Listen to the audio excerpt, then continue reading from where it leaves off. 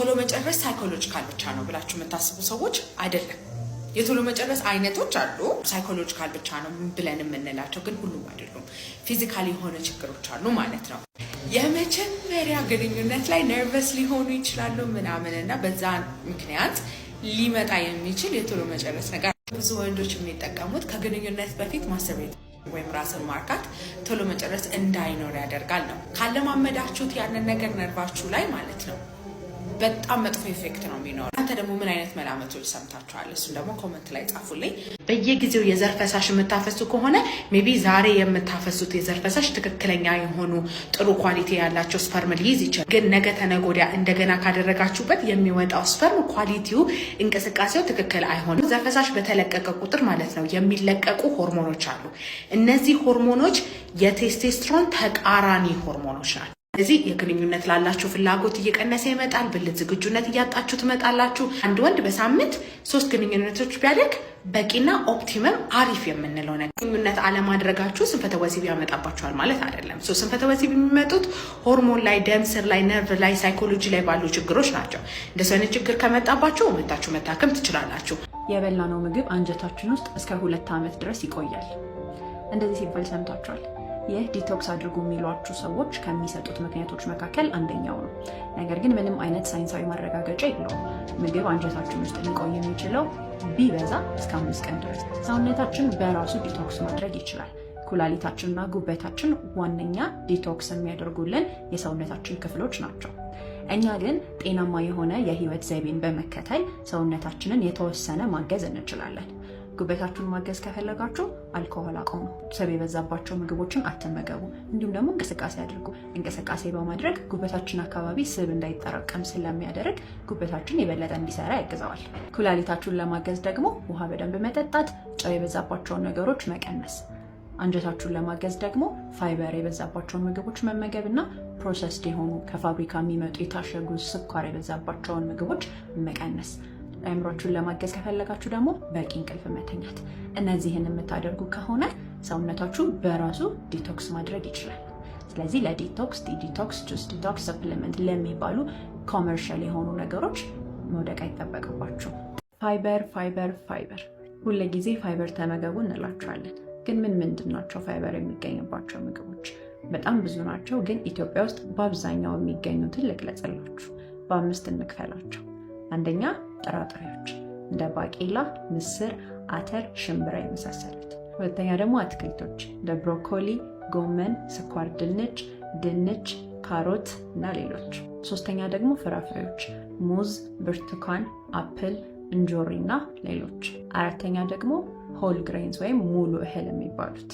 እነዚህ ደግሞ አጃ፣ ገብስ፣ ሙሉ ስንዴ፣ ቡናማ ሩዝ ወይም ብራውን ራይስ የሚባሉት ይገኙበታል። የመጨረሻ ደግሞ ለውዝ፣ ተልባ፣ ዋልነት የሚባሉት ማለት ነው።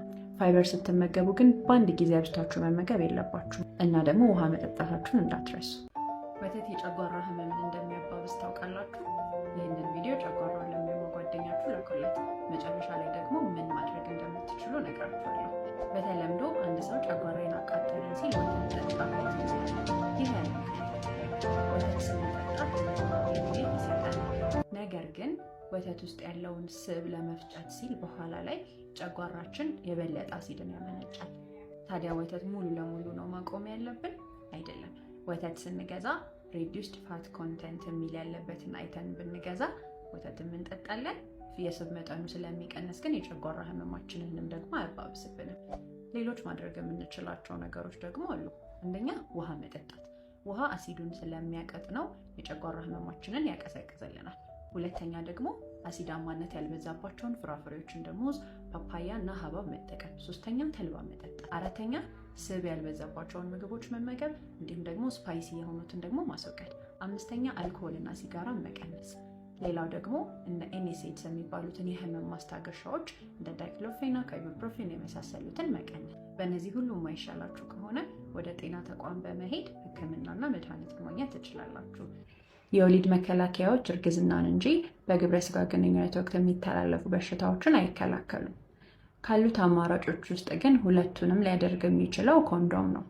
ኮንዶም እርግዝና የመከላከል አቅሙ ከሌሎቹ ያነሰ ቢሆንም የአባላዘር በሽታዎችን ለመከላከል ግን ብቸኛው አማራጭ ነው። ስለዚህ ሁለቱንም ለመከላከል ኮንዶምን ከሌላ የወሊድ መከላከያ ጋር አንድ ላይ መጠቀም የተሻለ ነው።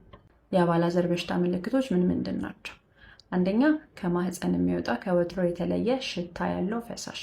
ሁለተኛ ብልት አካባቢ ማሳከክ፣ ማቃጠል እንዲሁም ደግሞ ቁስል ካለ። ሶስተኛ በታችኛው የሆድ ክፍል ላይ ህመም ካለ።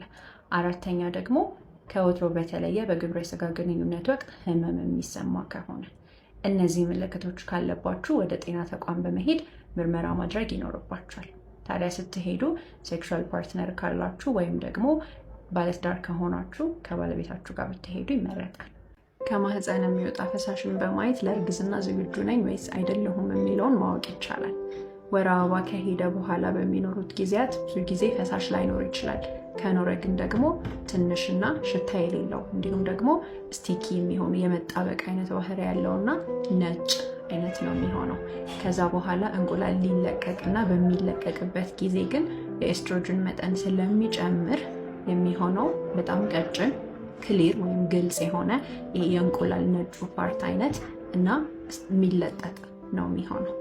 በዚህ ጊዜ የማርገዝ እድልሽ በጣም ከፍተኛ ነው።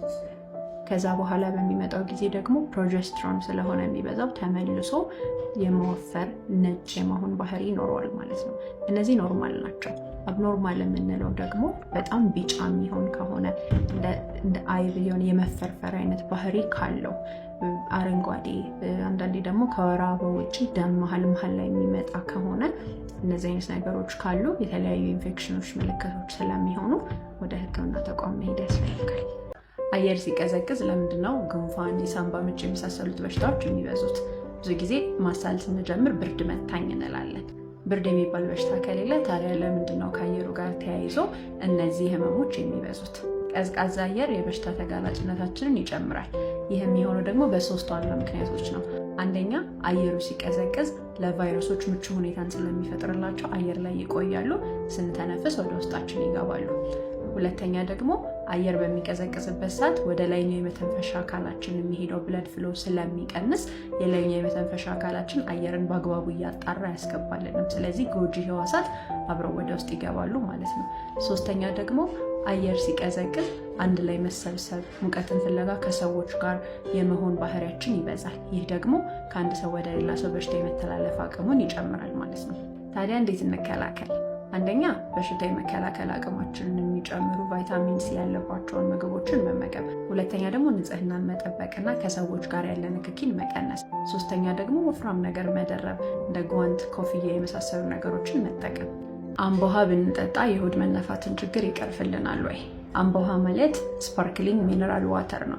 ይህ ስፓርክሊንግ የሚለው ደግሞ ውስጡ ካርቦን ዳይኦክሳይድ መኖሩን በብል እንዲያደርግ የሚያደርገው ጋስ መኖሩን የሚያሳየን ነው። ስለዚህ የሆድ መነፋት ችግሩ በጋዜ የመጣ ከሆነ ያባብስብናል። እንዲሁም ደግሞ በጣም ጠግበን አንዳንድ ጊዜ ለምግብ መፈጨት ብለን አምቦ ውሃ ስንጠጣ ኦልሬዲ የጠገበ የተወጠረ ጨጓራችን ላይ ፈሳሽ ነገር መጨመር ሊያባብሰው ይችላል። ነገር ግን ቅድም እንዳልኳችሁ ሚነራል ዋተር ስለሆነ ውስጡ ለዳይጀሽን የሚጠቅሙ እንዲሁም ደግሞ ወደ አንጀታችን ውሃን የሚስቡ እንደ ማግኒዥየም፣ ጨጓራችን ውስጥ ደግሞ አሲዳማነትን የሚቀንሱ እንደ ባይካርቦኔት ያሉ ንጥረ ነገሮችን ስለያዘ ለዳይጀሽን እና ለሆድ ድርቀት ይጠቅማል። ለረጅም ጊዜ የቆየ ደረቅ ሳል የጨጓራ ህመም ምልክት ሊሆን ይችላል። ይህንን ጋስትሮኢሶፋጂያል ሪፍሌክስ ዲዚዝ ገርድ ወይም ጀርድ እንለዋለን። ይህ የሚፈጠረው በጨጓራችንና በምግብ ቧንቧችን መካከል ያለች ክብ ጡንቻ ሎወር ኢሶፋጂያል ስፊንክተር የምትባለው ተዘግታ መቆየት ሳትችል ስትቀር ጨጓራችን ውስጥ ያለው አሲድ ወደ ላይ ስለሚመለስ ነው። ብዙ ጊዜ የዚህ በሽታ ምልክት ልብ ማቃጠል ወይም ሀርት በርን የሚባለው ነው። ከዚህ በተጨማሪ ግን ለረጅም ጊዜ የቆየ ደረቅ ሳል ሊኖር ይችላል። በሌሎች የሳል መድኃኒቶች የማይጠፋ እንዲሁም ደግሞ በምንተኛበት ጊዜ ወይም በጀርባችን ስንሆን ማቃጠል ስሜት፣ ከበላን በኋላ ምግብ ወደ ላይ የተመለሰ አይነት ስሜት፣ ስንወጥ መቸገር፣ ስንወጥ ህመም፣ እንዲሁም ምግብ ደግሞ ጉሮሯችን ላይ የተጣበቀ አይነት ስሜቶች ሲኖሩን ጋስትሮኢሶፋጂያል ሪፍሌክስ ዲዚዝ ምልክቶች ናቸው ማለት ነው። ይህንን ለማስተካከል በመጀመሪያ አሲድን የሚያባብሱ ምግቦችን መቀነስ፣ ሁለተኛ ደግሞ ከበላን በኋላ ወዲያውኑ አለመተኛት፣ ቢያንስ ከ2 እስከ 3 ሰዓት ድረስ መቆየት። በሶስተኛ ደረጃ ትንሽ ትንሽ መመገብ። አራተኛ ክብደት ካለ ክብደትን መቀነስ። አምስተኛ ደግሞ ማታ ማታ ስንተኛ የአልጋችንን ራስ ከፍ ማድረግ። እነዚህን ነገሮች አድርገን የማይስተካከልልን ከሆነ ግን የጨጓራ መድኃኒቶችን መውሰድ እንችላለን። በዚህም ሁሉ የማይሻሻል ከሆነ ወደ ሕክምና ተቋም መሄድ አስፈላጊ ነው። በርገር፣ የታሸጉ ኩኪሶች፣ የታሸጉ ቺፕሶች፣ ሲሪያልስ እና ለስላሳ መጠጦች እንዲሁም ከፋብሪካ የሚመጡ ፕሮሰስ የተደረጉ ምግቦች ለካንሰር ተጋላጭነታችንን ይጨምሩታል። በቅርብ የወጣ አንድ ጥናት እንደጠቆመው እነዚህን አልትራ ፕሮሰስድ ፉድስ የሚባሉትን ምግቦች አብዝተው የሚጠቀሙ ሰዎች ለካንሰር ተጋላጭነታቸው በ45% ይጨምራል። ይህም የሆነው ደግሞ አልትራ ፕሮሰስድ ፉድስ የምንላቸው በውስጣቸው በጣም ብዙ አርቲፊሻል ማጣፈጫዎችን፣ ስኳር፣ ጨው እንዲሁም ደግሞ አንሄልዚ የሆኑ ቅባቶችን ስለሚይዙ ኢመልሲፋየርስ ኤንድ ሌሎች አዲቲቭ ነገሮች ስለሚጨማመሩባቸው አንጀታችንን ይጎዱታል። አንጀታችንን የሚጎዱት ደግሞ አንደኛ ማይክሮባዮሙን ወይም ውስጣችን ያለውን ባክቴሪያ በማዛባት ነው። ሁለተኛ ደግሞ ክሮኒክ ኢንፍላሜሽን ወይም ለረጅም ጊዜ አንጀታችንን የማስቆጣት ባህሪ ያላቸው። ይህ ደግሞ አንጀታችንን ለተለያዩ ፕሪካንሰረስ ሌዥን ለሚባሉ ወይም ወደ ካንሰርነት የመለወጥ አቅም ላላቸው ሌዥኖች ይዳርጋል። ስለዚህ እነዚህን ምግቦች ከዕለት ተዕለት አመጋገባችሁ ላይ ማስወገድ ለአንጀት ካንሰር ተጋላጭነታችሁን ይቀንሳል። ስልካችንን ይዘን ለረጅም ሰዓት መጸዳጃ ቤት ውስጥ መቀመጥ ለኪንታሮት ይዳርገናል። እንዴት ማለት ጥሩ። አንደኛ ለረጅም ጊዜ ስንቀመጥ ግራቪቲ ወይም የመሬት የስበት ኃይል ወደዛ አካባቢ ደምን ስለሚስብ ነው። ሁለተኛ ደግሞ የሽንት ቤት መቀመጫው ብዙ ጊዜ ክፍት ስለሆነና ሰፖርት የሚያደርገን ነገር ስለማይኖር እነዚህ የደም ስሮች ደግሞ ማበጥ ይጀምራሉ። ሶስተኛ ደግሞ ለረጅም ጊዜ መቀመጥ ብዙ ጊዜ ከመግፋትና ከመጣር ጋር ይገናኛል። እነዚህ ደግሞ ግፊትን ወይም ፕሬሸርን ስለሚጨምሩት እነዛ ያበጡ የደም ስሮች ወደ ውጭ እንዲወጡ ያደርጋቸዋል ማለት ነው። ታዲያ ምን ያክል ነው መቀመጥ ያለብን? እርግጠኛ ተኮኖ መናገር ባይቻልም ብዙ ኤክስፐርቶች የሚስማሙበት ግን ከ3 እስከ 5 ደቂቃ ድረስ መቀመጥ በቂ ነው። በአንድ በኩል የቆዳ ካንሰርን ለመከላከል ሰንስክሪን ተጠቀሙ። በሌላ በኩል ደግሞ የፀሐይ ብርሃን ስለማይነካን የቫይታሚን ዲ እጥረት በጣም እየበዛ ነው። ሁለቱም የሚቃረኑ አይነት ነገሮች ይመስላሉ አይደል? አይደለም። ይህ የሚሆንበት ምክንያት ደግሞ ሰንስክሪን አጠቃቀማችን የሚባለውን ያክል ለቫይታሚን ዲ እጥረት ስለማይዳርገን ነው። የዚህ ምክንያቶቹ ደግሞ አንደኛ አጠቃቀማችን ፐርፌክት ስላይደለ ነው። በደንብ አፕላይ እናደርግም፣ ሁሉንም ቦታ አንሸፍንም። ስለዚህ ስቲል ፀሐይ ይነካናል። ሁለተኛ ደግሞ ኢንሲደንታል ኤክስፖዠርስ የሚባሉ አሉ። ከቤት ወደ መኪና ስንሄድ፣ ታክሲ ውስጥ ስንጓዝ፣ እንዲሁም ደግሞ መንገድ ላይ ከአንድ ቦታ ወደ ሌላ ቦታ ስንሄድ ቀጥታ የፀሐይ ብርሃን የሚያገኘን አጋጣሚዎች ብዙ አሉ። ሶስተኛ ደግሞ ሰውነታችን የሚበቃውን ቫይታሚን ዲ ለማምረት የግድ ለረጅም ሰዓት በፀሐይ መመታት አይጠበቅብንም። ከ10 እስከ 15 ደቂቃ ኤክስፖዠር ካለን ያ በቂ የሆነውን ዕለታዊ የቫይታሚን ዲ ምርቱን እንዲያካሂድ ያደርገዋል። ስለዚህ በቫይታሚን ዲ እና በቆዳ ካንሰር መካከል መምረጥ አይጠበቅብንም ማለት ነው። ቫይታሚን ዲን ከሰፕለመንቶች እና ከዳይቶች ማግኘት ስለምንችል እንዲሁም ከ10 እስከ 15 ደቂቃ የፀሐይ ብርሃንን የምናገኝ ከሆነ በቂ ቫይታሚን ዲ ሰውነታችን ማምረት ይችላል። ለወገብ ህመም ተብሎ አልጋ ላይ ብዙ ረፍት ማድረግ የወገብ ህመምን ሊያባብስ ይችላል። ብዙ ሰዎች በወገብ ህመም ይሰቃያሉ። አብዛኛው ደግሞ ምክንያቱም መስኩሎ ሊጋመንተስ ኢንጁሪ የምንለው ነው፣ የጡንቻና የጅማት መጎዳት ሲኖር። የጡንቻና የጅማትን ጉዳት የሚያመጡት ደግሞ ብዙውን ጊዜ እንቅስቃሴ ማድረግና ከባባድ እቃዎችን ማንሳት ናቸው። እንቅስቃሴ ማድረግ ሲባል ግን ስትሬነስ የምንለው ወይም ከባድ ስፖርታዊ እንቅስቃሴዎች እንጂ ኖርማል እንቅስቃሴዎች አይደሉም። እነዚህን በምናደርግበት ጊዜ እዛ አካባቢ ያሉ ጡንቻዎቻችን ላይ መወጠር፣ መሳሳብ ስለሚኖር ፋይበር ቲር ሊያጋጥመን ይችላሉ። ግን ብዙ ጊዜ ሰልፍ ሊሚቲንግ ናቸው። ከ4 እስከ 6 ሳምንት በላይ አይቆዩም። ታዲያ እንቅስቃሴ ማድረግ ምን ያገናኘዋል ካልን በጣም ለረጅም ጊዜ ረፍት የምናደርግ ከሆነ አንደኛ የፈውስ ሂደቱን ያዘገይብናል። ሁለተኛ ደግሞ መገጣጠሚያችን ሊደርቅ ይችላል። ሶስተኛ ደግሞ ባልተጠቀምናቸው ቁጥር የጡንቻ መድከም ሊኖር ይችላል። ቀለል ያሉ እንቅስቃሴዎችን ማድረግ እንደ ወክ ማድረግ እና ጀንትል ስትረች የምንላቸው ወይም መሳሳብ ቀስ እያልን እነሱን ማድረግ የሂሊንግ ሂደቱን ያፋጥንልናል። ሌላ ማድረግ የምንችላቸው ነገሮች ደግሞ ለብ ያለ ውሃ ጀርባችን ላይ መያዝ እና ቀላል የህመም ማስታገሻዎችን መውሰድ ናቸው ማለት ነው።